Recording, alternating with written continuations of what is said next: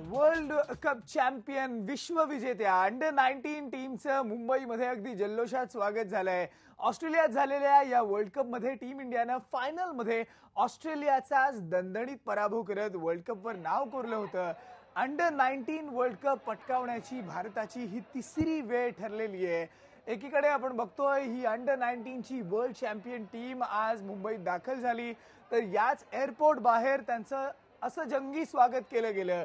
ढोल ताशांच्या गजरात तर त्याचं स्वागत झालंच, पण त्याचबरोबर मुंबईतले हे यंगिस्तान जे आहे त्यांनी नाचत आज या यंग इंडियाचं स्वागत केलेलं आहे। यंग इंडिया ते टीम इंडिया असा या सगळ्या यंगस्टर्सचा प्रवास असणार आहे।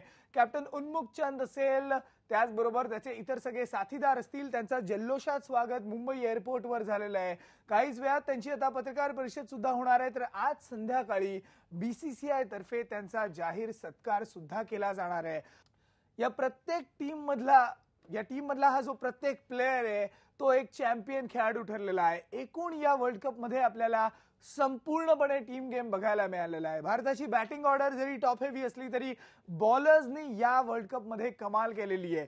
संदीप शर्मा असेल, रविकांत सिंग असेल, हरमीत सिंग असेल, या प्रत्येक खेळाडूंनी कमालीचा परफॉर्मन्स देत बॉलिंग मधला दबदबा जो आहे तो सुद्धा निर्माण केला आहे। आपली दादागिरी ऑस्ट्रेलियाच्या पिचवर सुद्धा त्यांनी दाखवलेली आहे। ऑस्ट्रेलियात वर्ल्ड कप होता, फास्ट विकेटवर वर्ल्ड कप होता आणि त्याच कंडिशनमध्ये फायनलमध्ये ऑस्ट्रेलियाचा पराभव करणं ही सगळ्यात मोठी गोष्ट आहे आणि ती किमया ही या यंग इंडियानं करून दाखवलेली आहे।